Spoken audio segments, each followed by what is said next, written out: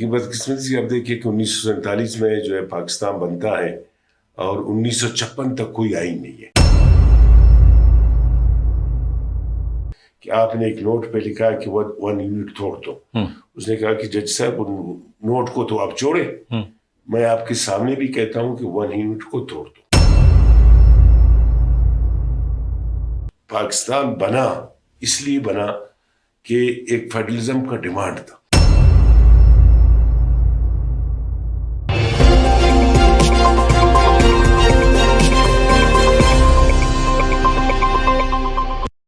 بسم اللہ الرحمن الرحیم. السلام علیکم. البرز ٹی وی کے ساتھ قیوم بیدار آپ کی خدمت میں حاضر. ناظرین، آج ہم 18ویں ترمیم کے حوالے سے بات کریں گے.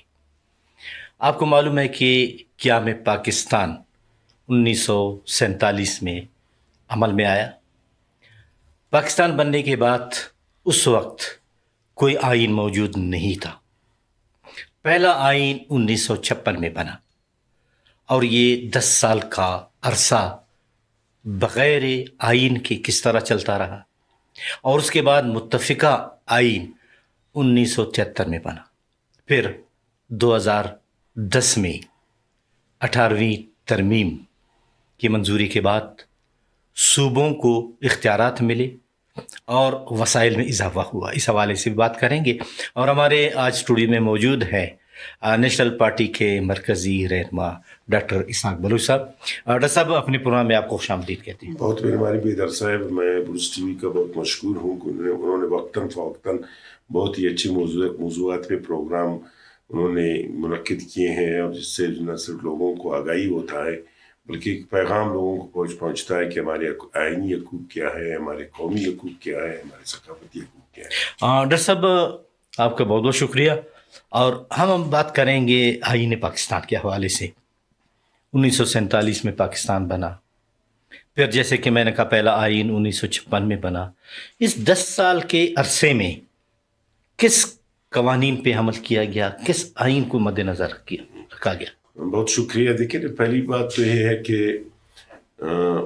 پاکستان بننے سے پہلے تھوڑی بہت میں 1-2 تاریخی حوالے دیتا ہوں. پاکستان بننے سے پہلے یہاں پہ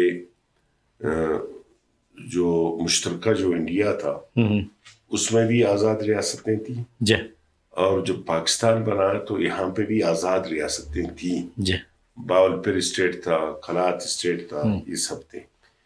وہ جس طریقے سے شامل ہو گئے وہ ایک الگ تاریخی اس کا پس منظر ہے. لیکن بدقسمتی سے اب دیکھیے کہ 1947 میں جو ہے پاکستان بنتا ہے اور 1956 تک کوئی آئین نہیں ہے. اس دوران جو ہے انڈین ایکٹ کے تحت جو ہے ریاستی امور کو چلاتے رہے، اور اس کی وجہ سے جو ہے جو معاملات جو ٹھیک ہونے تھے وہ دن بدن بگڑتے گئے. فرض کرو انہوں نے جو ہے 2 یونٹ بنائے، مشرقی یونٹ، مغربی یونٹ، اور پھر فارمولہ یہ تھا کہ جناب رقبے کی بنیاد پہ وسائل تقسیم ہوں گے. اور اس کی بنیادی وجہ بھی یہ تھی، ایک تاریخی حقیقت اور سچائی ہے کہ بنگلہ دیش کی آبادی زیادہ تھی، یہاں پہ مغربی پاکستان کی آبادی کم تھی. اس وقت فارمولہ کیا تھا؟ رقبہ. اور پھر دوسری طرف یہ بات بھی موجود تھی کہ بلوچ، پشتون، سرائکی، سندھی، ایون پنجابی، یہ اپنے ایک طویل تاریخی پس منظر کے ساتھ اس جو ہے برصغیر میں رہ رہے تھے، اور ان کی اپنی ثقافتی پس منظر تھا، قومی پس منظر تھا. ایک ڈیمانڈ آیا کہ جناب آپ ان کو ایک آئیڈینٹیٹی دو، 1 یونٹ کو ختم کرو اور یہاں پہ صوبے بناؤ. اس کے خلاف پہلی میں سمجھتا ہوں آواز اور توانا آواز جو اٹھائی گئی وہ بلوچستان سے، اور میر غوث الدین زنجو کو جو ہے 1 یونٹ کے خلاف 14 سال کا قید ہوا. 14 سال قید یہ ہوا کہ اس کو جج نے پوچھا کہ آپ نے ایک نوٹ پہ لکھا کہ 1 یونٹ توڑ دو. اس نے کہا کہ جج صاحب ان نوٹ کو تو آپ چھوڑے، میں آپ کے سامنے بھی کہتا ہوں کہ 1 یونٹ کو توڑ دو. پھر جب 1 یونٹ توڑی گئی، صوبے بنائے گئے. اس کے بعد 1970 کا جو واقعہ ہوا، بنگلہ دیش الگ ہو گئی. تو اس میں پھر ہم تھوڑا سا اگر پیچھے جنائے دیکھیں نا، یہ بہت ساری باتیں ہیں، تاریخ یہ نہیں ہے. یہاں پہ تاریخ کا جس طریقے سے مسخ کیا گیا ہے، اس کو جس طریقے سے اس کی تشریح کی گئی ہے، نصاب میں اور بہت ساری کتابوں میں اصل تاریخ ہے. میں سمجھتا ہوں کہ پاکستان بنا اس لیے بنا کہ ایک فیڈرلزم کا ڈیمانڈ تھا. ایون یہی قائد اعظم کے 14 نکات تھے اور آپ ان کو دیکھو وہ فیڈرل ڈیمانڈ تھے. اور لاسٹ میں جو ہے وہ کانگریس کی طرف سے ڈینائی کیا گیا. تو due to denial of federalism Pakistan بنا. پھر اگر آپ دیکھیں پھر آپ فیڈرل حقوق سے منحرف ہوتے ہو, انکار کرتے ہو, پھر بنگلہ دیش جو ایک اٹوٹ ہنگ تھا یہ اس پاکستان کا وہ آپ سے علیحدہ ہوتا ہے.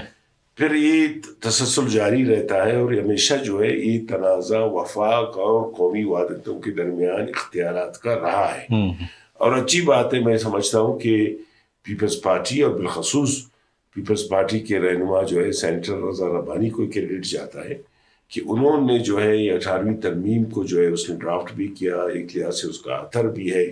انہوں نے بہت سارے اختیارات تفویض کیے صوبوں کو.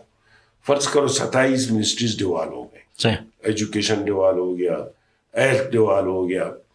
اب بات نیت کی ہوتی ہے. 18ویں ترمیم میں ہے کہ بھائی کونسل آف کامن انٹرسٹ کا الگ سیکریٹریٹ ہونا چاہیے. پھر جو ان کا کمیشن کا رپورٹ میں اس میں ہے کہ ہر صوبے سے اس میں نمائندہ ہونا چاہیے. جو فیڈرل لیجسلیٹر پارٹ 2 کے جتنے بھی آرٹیکلز ہیں یا جو معاملات ہیں ان کو ڈیل کون کرے گا CCI. ابھی تک آپ نے CCI کا سیکریٹریٹ نہیں بنایا.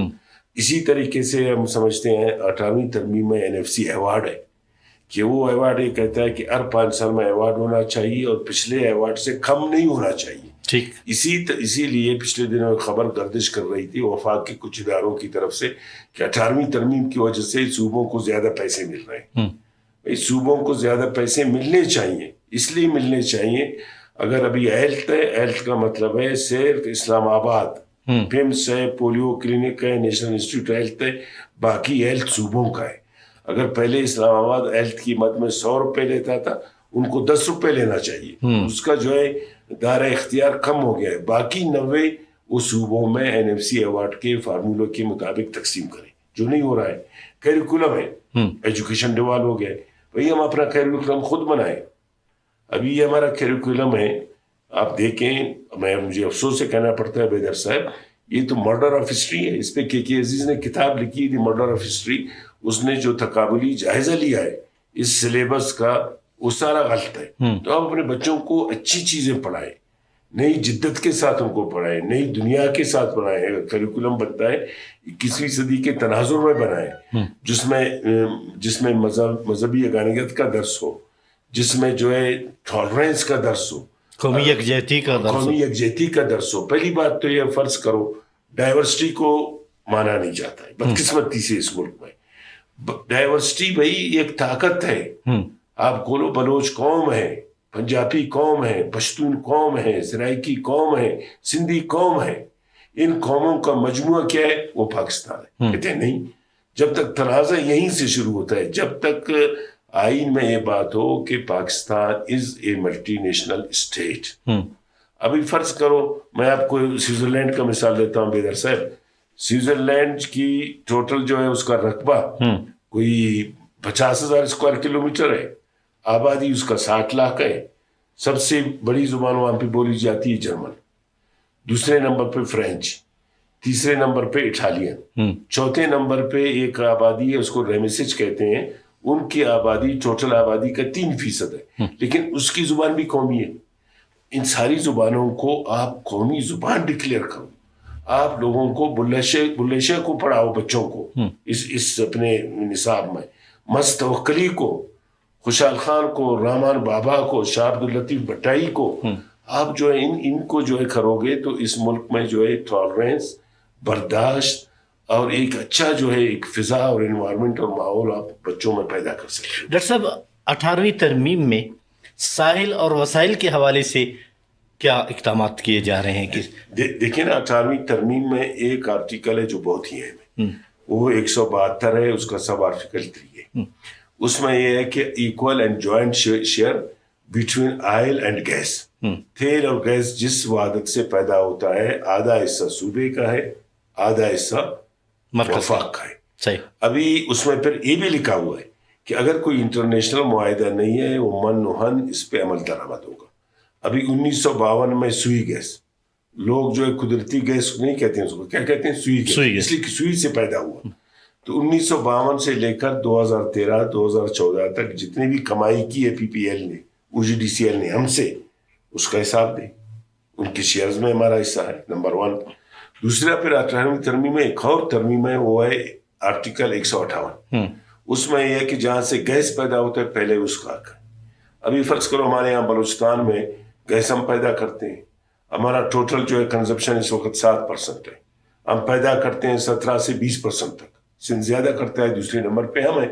تو اگر ہم 17% کرتے ہیں تو کوئچے میں یا جہاں جہاں گیس آپ نے دی ہے وہاں پہ 1 منٹ کا لوڈ شیڈنگ نہ ہو. یہ گیس کہاں جا رہا ہے بھائی؟ بلکہ بعض علاقوں میں پابندی لگائی ہے کہ گیس دینے. آرٹیکل میں ضمانت دی ہے بھائی میرا 7% ہے، میرا 13% کدھر گیا ہے؟ میرا 13% کدھر جا رہا ہے؟ ادھر صاحب ان جو ہے فرٹیلائزر کھاد والی کمپنیوں ان کو سبسڈی کے مد میں گیس دے رہے ہیں. ان کا گیس 1 منٹ کے لیے بند نہیں ہوگا اور اس کا سارا بوجھ، سارا معاملات جو ہے یہاں پہ بلوچستان میں تو سمجھتا ہوں اگر اچھی وفاقیت ہو، پارٹیسپیٹری وفاقت ہو، شراکتی وفاقت ہو.